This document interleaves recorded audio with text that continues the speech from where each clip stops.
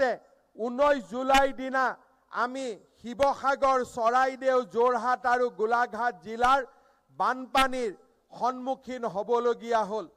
এই চাৰিওখন জিলা আৰু ৰাজ্যখনত শতাধিক লোকে প্ৰাণ হেৰুৱালে। বহু লোকৰ সম্পত্তি আৰু তেওঁলোকৰ জীৱনজোৰা সম্পদ ক্ষতি সাধন হ'ল।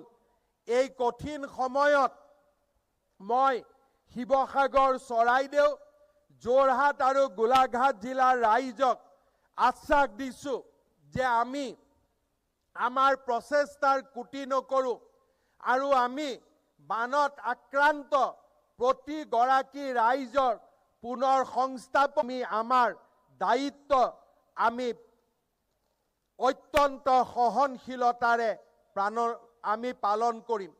পুনৰ সংস্থাপনৰ কাম ইতিমধ্যে আমি ডিজিটেল জৰীপৰ জৰিয়তে আৰম্ভ কৰিছোঁ। আমি বিশ্বাস কৰোঁ 10 ছেপ্টেম্বৰৰ ভিতৰত আমি ক্ষয় ক্ষতিৰ এখন স্পষ্ট ছবি পাবলৈ সক্ষম হ'ম আৰু তৎকালীনভাৱে শিৱসাগৰ, চৰাইদেউ, যোৰহাট আৰু গোলাঘাট জিলাৰ ৰাইজৰ স্থায়ী পুনৰ সংস্থাপনৰ বাবে আমি নিজকে নিয়োজিত কৰিম। এই সময়ছোৱাত গৃহ ঋণ, শিক্ষা ঋণ, যান বাহন ঋণৰ কিস্তি পৰিশোধত 6 মাহ বিৰতি, ঋণৰ ম্যাদ বৃদ্ধি কৰা, ইন্সুৰেন্সৰ দাবীসমূহ নিষ্পত্তি কৰাৰ বাবে আমি দ্ৰুত পদক্ষেপ হাতত লৈছোঁ। শিক্ষাৰ্থীসকলক বিনামূলীয়া পাঠ্যক্ৰম, বিদ্যালয়ৰ পুনৰ নিৰ্মাণ, অংগনবাড়ী কেন্দ্ৰসমূহৰ পুনৰ নিৰ্মাণ আৰু ৰাস্তা ঘাটৰ পুনৰ সংস্থাপনৰ কামত আমি নিজকে নিয়োজিত কৰিছোঁ।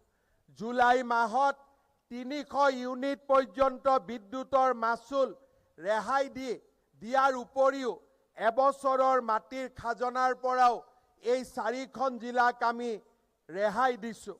আজি আমি আকৌ এবাৰ আস্থাৰে সৈতে আৰু অত্যন্ত বিশ্বাসেৰে সৈতে বিনম্ৰতাৰে সৈতে আমি ৰাইজক আশ্বাস দিব খোজোঁ যে বানপীড়িত ৰাইজৰ পুনৰ সংস্থাপনৰ ক্ষেত্ৰত আমি টকা পইচাৰ অভাৱক সন্মুখীন হ'ব নিদিওঁ আৰু আমি সকলো সমস্যাক আমি পিছ পেলাই থৈ আমি এই 4খন জিলাৰ ৰাইজক সম্পূৰ্ণৰূপে আমি সহায় কৰিম।